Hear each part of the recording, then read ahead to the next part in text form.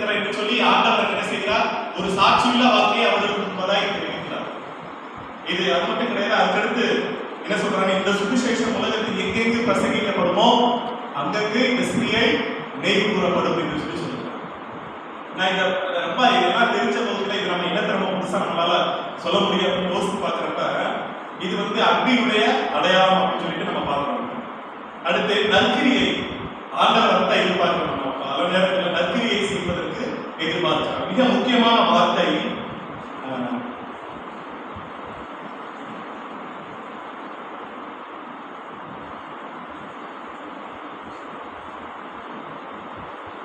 பதினாலு 8 பார்க்கும்போது, இவள் தன்னால் இயன்றதை செய்தால் நான் அடக்கம் பண்ணப்படுவதற்கு எத்தனமாக என் சரீரத்தில் தைலம் பூச புத்தி கொண்டாள்.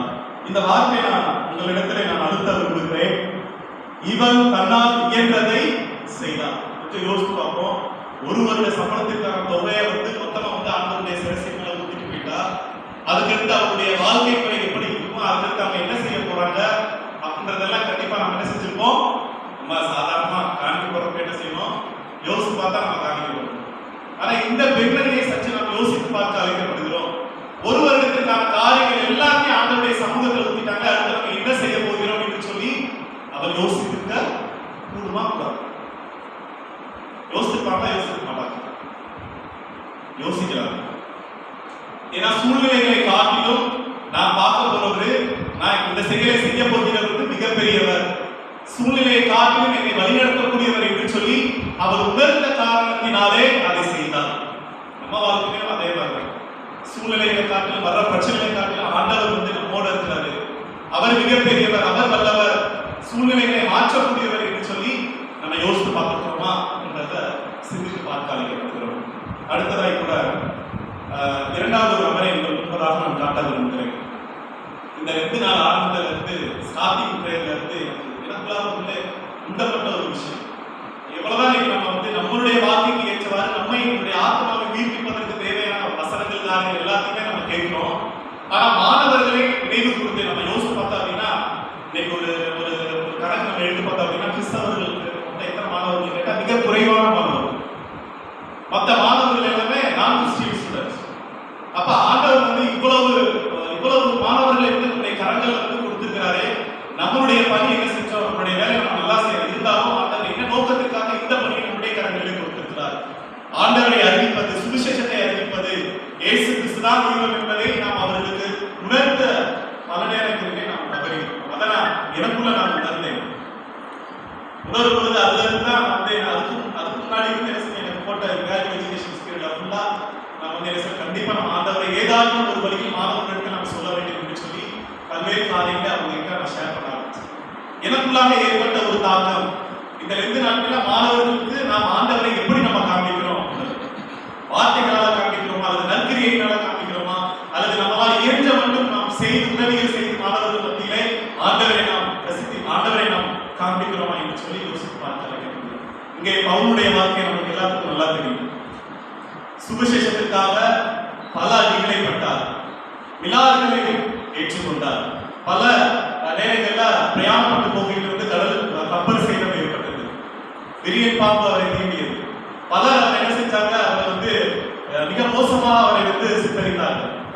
எவ்வளவு பிரச்சனை வந்தால் என்ன சொல்றாருன்னா, கடைசியில அவர் இதே வார்த்தை சொல்கிறார். ரோமர் 1:17 நாம் பார்க்கும் பொழுது, என்னால் இயன்ற மட்டும் சுவிசேஷத்தை பிரசங்கிக்க அல்லது சுவிசேஷம் செய்ய அல்லது ஊழியம் செய்ய நான் விரும்புகிறேன் என்று சொல்லி மிக அழுத்தமாக அங்கே பதிகிறார்.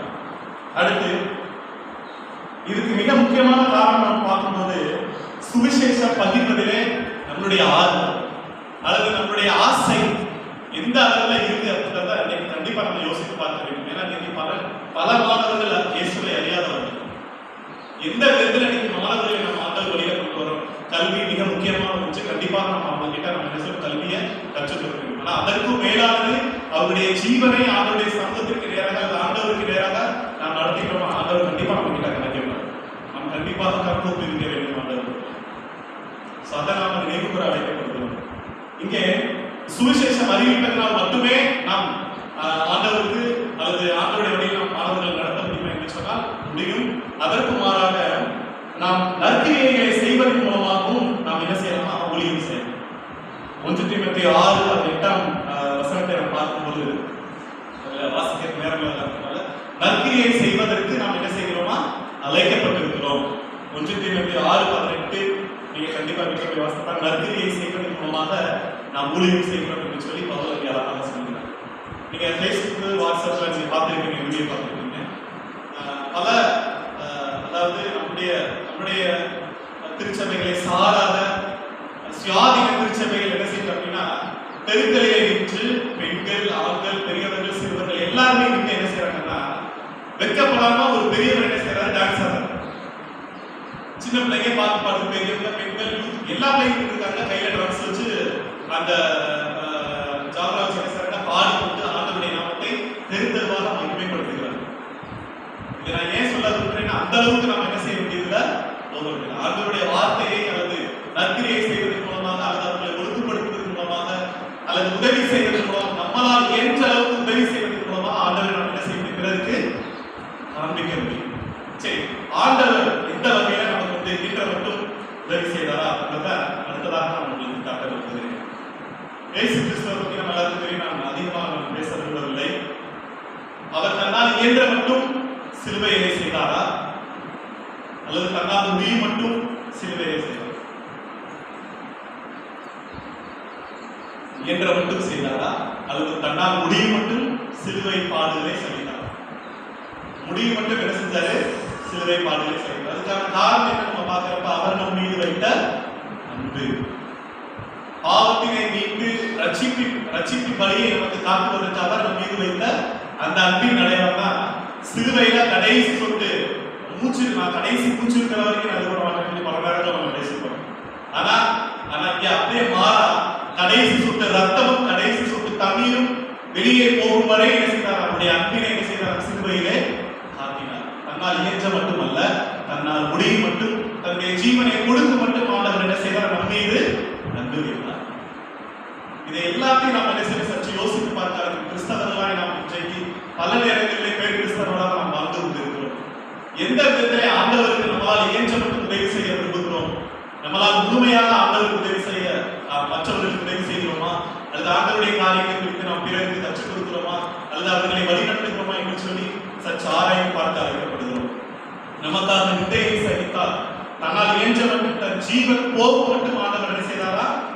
நற்காரியங்களை இந்த உலகத்திலே நமக்காக செய்தார். எனவே அப்படிப்பட்ட ஆண்டவரை கொண்ட நாம், அப்படிப்பட்ட ஆண்டவரின் பிள்ளைகள் என்று சொல்லுகிறார் நாம், அவரை போலவே வாழ வளர ஆண்டவர் ஆசைப்படுகிறார். இதை நாம் நினைவு கொண்டு அவருடைய சமூகத்தில் மீண்டும் அர்ப்பணித்து ஆண்டவருக்கு ஏற்று நாம் சாட்சியாக வாழ ஆண்டவர் மீண்டும் ஒரு தருணத்தை கொண்டிருக்கிறார். பயப்பட